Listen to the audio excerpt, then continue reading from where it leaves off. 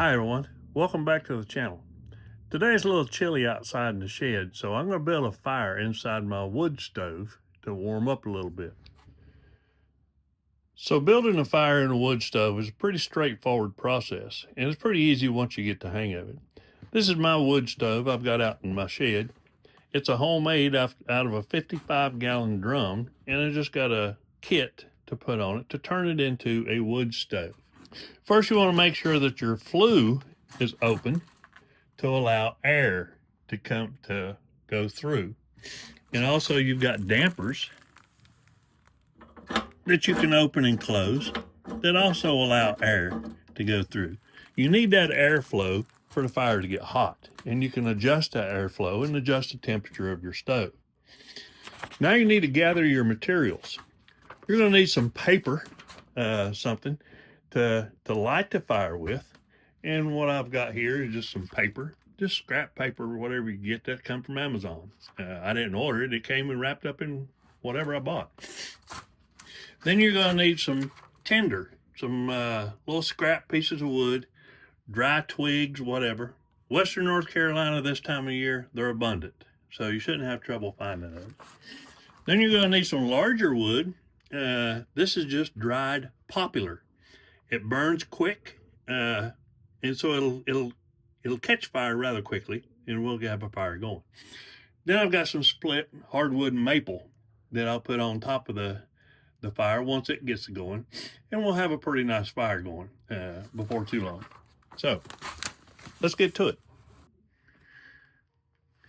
Okay, so as you can see, I've got a flashlight shining in there because it's a little dark and it'll be kind of difficult to see what I'm doing. So I'll try to stay out of the camera so you can see exactly what I'm doing.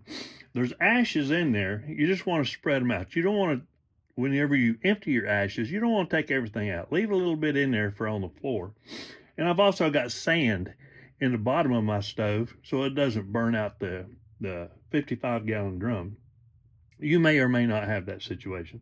Anyway, so I'm going to start the base of the fire.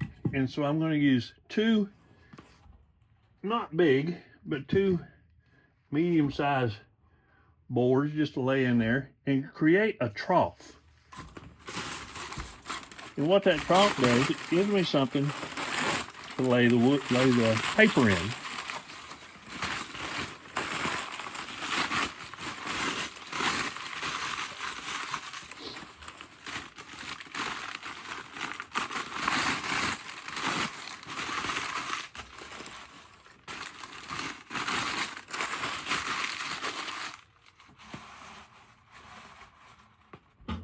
Okay, so we've got the paper laid in there to get it started.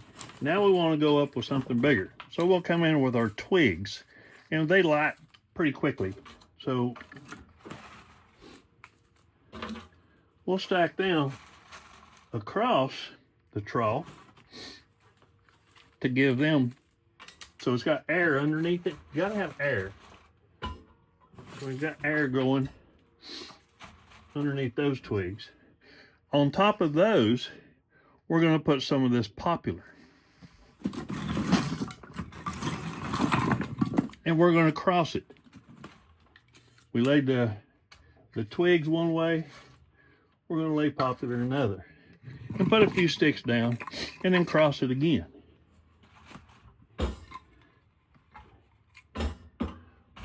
What this does, and just do this a few times, just to get some build up.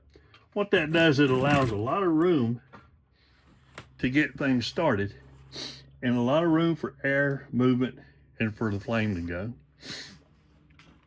Now you can take matches, cigarette lighter, flint and steel, however you want to do it to light this fire.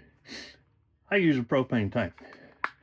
And so I just turn the propane on and light the fire. And that's all we do.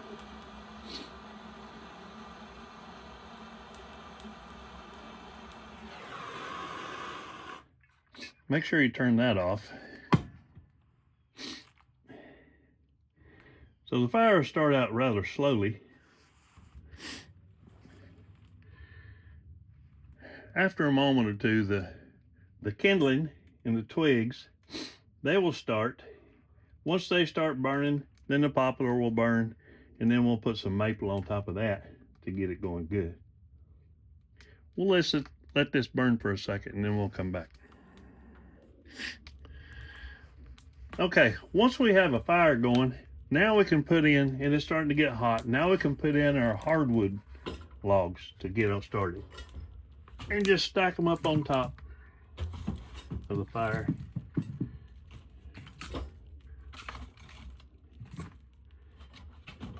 Load it up pretty good. And then we want to close the door. When we close the door, now we've got the dampers down here we can open to allow air in. We've got the flue open on top to allow air to escape.